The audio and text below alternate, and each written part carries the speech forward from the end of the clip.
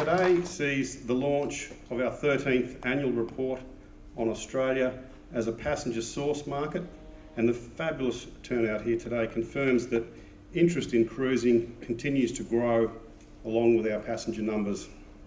As the cruise industry continues to grow, so too does the interest of many different stakeholders. So for those of you that are attending this presentation for the first time, big welcome to you. If you haven't come across this report in the past, it might help if I clarify that this report is designed to measure source market data, highlighting the size, growth and trends of domestic and outbound Australian cruise passenger numbers only. Okay, it does not address the economic impact of cruising on Australia. We will produce a separate report on that later in the year. So this source market report plays an important role in driving consumer interest in cruising. Consumer interest leads to demand. Increased demand leads to more ships being deployed to the region. More ships means greater visibility. Greater visibility fuels further consumer interest. And then with a strong travel agent distribution channel, consumer interest is then fulfilled by well-educated travel consultants, which leads to satisfied and, of course, repeat cruise passengers. And so the cycle continues. Today, Australia remains firmly in the spotlight of the global cruise industry thanks to the efforts of our member lines in supporting the value of this report. So once again, this year we have some fascinating material to share, which I'm sure will be of great interest to all of you. So to reveal just how we performed in 2014, please welcome to the stage the Chairman of CLIA Australasia, Gavin Smith. I've had the good fortune in my role as Chairman of CLIA here in Australasia to speak to you on many occasions, very specifically at this event each year, and for the past 5 years we've joined together to celebrate the growth of the cruise industry. It's not a given, it's very much an outcome that arises from the toil, labour and productivity of everybody here in this room. But the numbers are getting better, and so it's no wonder that both myself and my colleagues on the exec keep coming back to celebrate that. 2014 was another great year, and that's exciting for all of us that are involved from two perspectives. In terms of the local industry, what we've seen is more ships home ported in Australia, particularly across the summer. We've seen more ships visiting our shores as part of world cruises, and without doubt the marketing and promotion by all of the cruise lines in a very competitive market is attracting Australians in ever increasing numbers who are indeed first-time cruisers, and this is really giving rise to the fantastic results that the cruise industry is achieving. Internationally, cruise passengers from Australia are still responding to the exotic appeal of destinations around the world. We're seeing growth, continued growth in the Med, continued growth in the Baltic, the mainstay of our overseas businesses in Alaska and the Caribbean just continued to see growth. So what that's doing is building interest in the Australian cruise market amongst all cruise operators, whether they're located here, whether they're operating on the beautiful rivers of Europe, or whether they're working in Alaska, the Caribbean and the Med. Now my job here today is really to provide you with the headline. Brett has the glory, as always, of taking you through the great detail. And that headline really is about what happened in 2014 with regards to the total number of Australians who embarked on a cruise holiday. So let's take a little look at that number.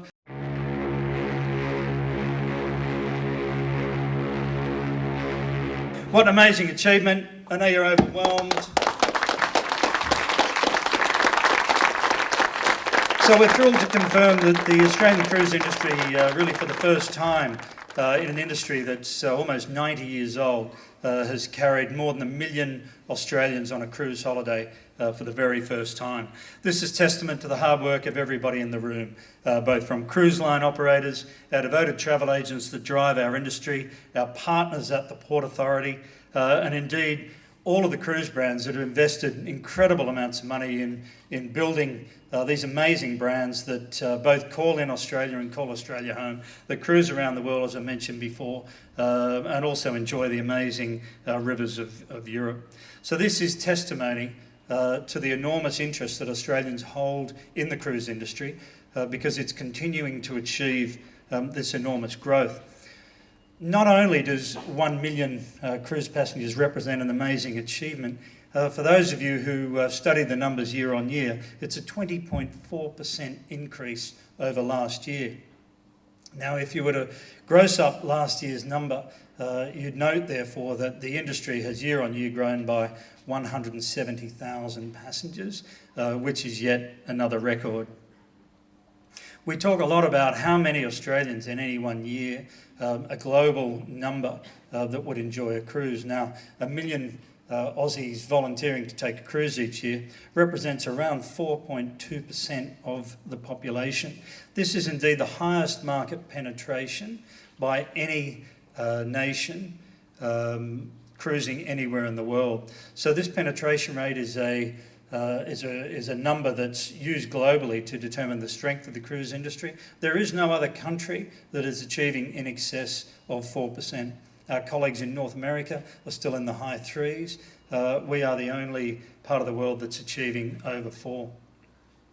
We often talk about cruise ships being a destination in themselves, and one of the comparables that we've started to turn to is if we were to compare the number of Australians that are enjoying a cruise holiday, be they cruise domestically or overseas, that million guests equates to the third largest reason for an Australian to travel overseas, third to New Zealand and Indonesia.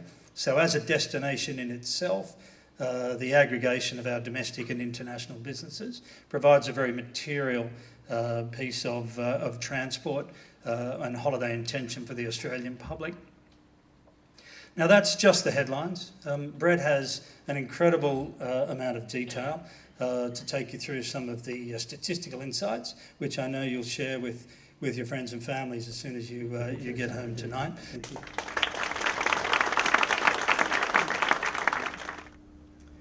As Gavin has revealed, the number of Australian cruise passengers carried by CLIA member lines last year rose by a further 20% to a new record of 1,003,256 passengers. Since 2002, Australian cruise passenger numbers have grown more than 8-fold, and our numbers have more than doubled in just the last 4 years alone. The average annual growth rate over the past 12 years since 2002 has been a very impressive 20%. The 2014 cruise passenger statistics confirm Australia has asserted its position as the world's leading cruise market in terms of growth and market penetration. Thanks to its 20% rise in passenger numbers in 2014, Australia distinguished itself in terms of growth. France was in fact the only other major source market to record a double-digit increase. The growth rate in North America was a healthy 2.7% given the size and maturity of their market, and Germany performed well, delivering 5% growth and moving ahead of the UK as the world's second largest source market, with close to 1.8 million Germans taking a cruise in 2014. The UK, now the world's third largest source market behind Germany and North America, contracted by 4.8%. These 2014 results show Australia now makes up 4.5% of the global cruise passenger market and moves Australia up one place in global rankings, surpassing Italy, to become the fourth largest cruise passenger source market in the world behind North America, Germany and the UK. As Gavin mentioned, a figure closely monitored by cruise industry analysts around the world is the population or market penetration rate. This is the number of cruise passengers divided by the source market's population. With the equivalent of 4.2% of the population taking a cruise in 2014, Australia has become the first nation on record to exceed a market penetration rate of 4%, while also extending its lead over North America, which recorded a market penetration of 3.4% and continues to boast more than 50% of global cruise passengers as a source. As you can see from the screen, other major market penetration rates are sitting well below Australia's, with the UK at 2.4%, Germany at 2.2%, and Italy at 1.4%. Getting down to the detail and looking at where Australians chose to cruise in 2014, we can see that the majority of Australian cruise passengers continued to take voyages close to home, with Australia, New Zealand and the South Pacific collectively accounting for 67% of total passenger numbers in 2014. Close to 400,000 of these headed to the South Pacific, 190,000 in and around Australia, and just under 89,000 enjoyed a cruise across the Tasman. Europe's position as the leading long-haul market was unchallenged, with passenger numbers reaching 93,500 and accounting for a 9.3% share to make the region Australia's third most popular destination for ocean cruising. Of this total, about 1/4 opted for a Northern Europe cruise, and 3/4, or nearly 70,000, enjoyed the waters of the Mediterranean. Now, it is also worth noting that the total Europe ocean cruise numbers have doubled in the last 3 years. The Americas enjoyed strong appeal in 2014, with the share of Australian passenger numbers reaching 8% for the American regions collectively, whilst the arrival of new ships also bolstered the number of Australians cruising in Asia, with this region now attracting 6% of Australian cruisers. Whilst cruising to the South Pacific once again attracted the most passengers, the biggest percentage growth was in fact achieved in the Caribbean region, with numbers rising 65%. Now, comprising of cruises throughout the Caribbean, Bahamas and Panama Canal crossings, Australians were clearly keen to experience the traditional home of some of the industry's largest and newest ships, with cruising in the Caribbean alone attracting more than 26,000 passengers. Australians taking a river cruise around the world achieved 62% growth, and you may have noticed on the previous screen now represents 8% of the Australian market. Within this figure, Europe river cruise numbers have risen to more than 69,000, or 66%, and Asian river cruising also recorded strong growth of more than 50% to just under 7,000 passengers. Cruise lines continued to entice passengers to stay close to home, with a wide variety of short break, coastal and themed cruising options delivering 28% growth for local cruising.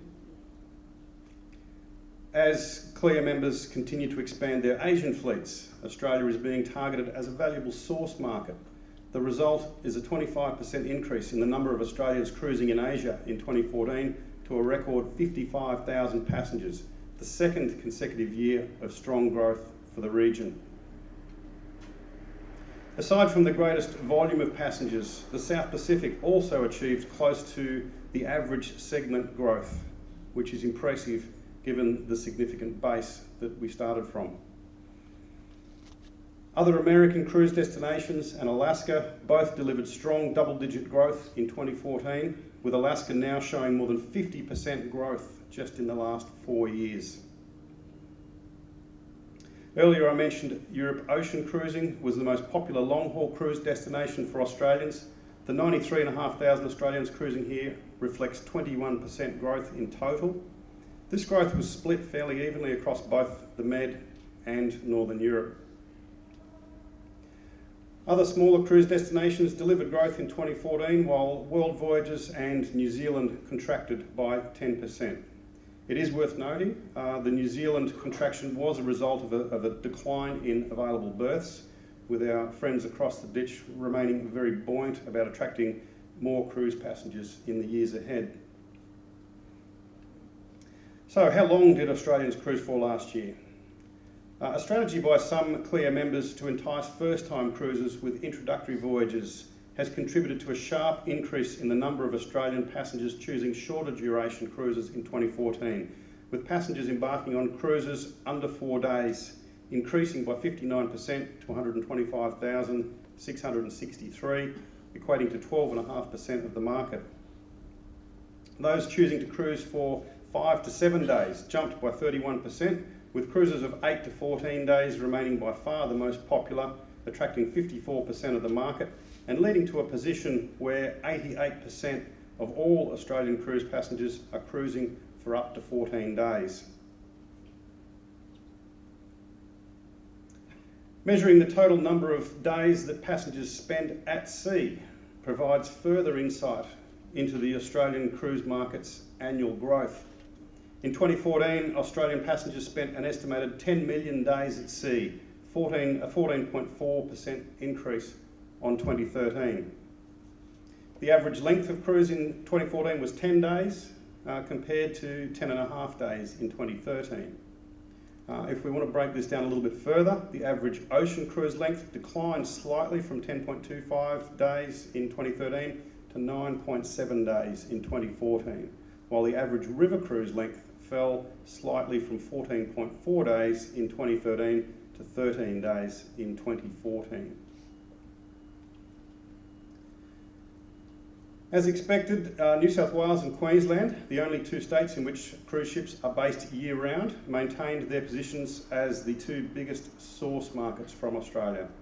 New South Wales contributed just shy of 41% to the total number of cruise passengers, while Queensland accounted for 23.6%. Might be nice if this was somewhere near the scoreline tomorrow night, huh? Yes, true, Anne. Almost all states and territories saw cruise numbers rise by at least 20% in 2014, whilst the ACT further strengthened its position as the leading cruise source market in terms of market penetration, with 6.7% of the territory's 390,000 residents taking a cruise in 2014. As in previous years, in 2014, no single age group dominated the Australian cruise market. In fact, passengers were spread fairly evenly across the majority of age categories. Not surprising when you consider the wide variety of ships that are now sailing to destinations all around the world. Now more than ever, there really genuinely is a cruise out there for everyone. So what lies ahead?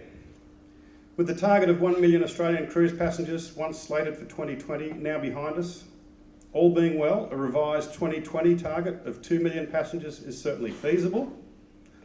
All being well, a revised passenger target of 2 million is certainly feasible. And this would mean an average 12.5% growth, annual growth over the next 6 years. This also would, if achieved, have us boasting about a very healthy market penetration rate of 7.6%. So in closing, let's just recap on some major points. As I said, you will all be handed a report as soon as I've finished. The 1 million passenger mark has been achieved 6 years earlier than was originally forecast some 5 years ago. Our region is the first in the world to break the 4% barrier for market penetration.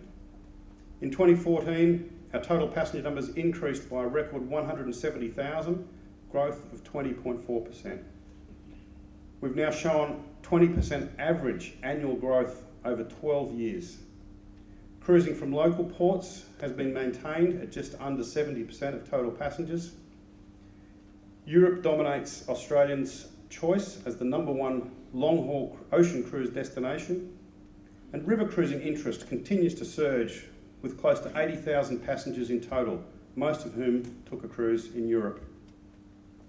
And total sea days, or time spent at sea by Australian cruisers, has increased to 10 million days.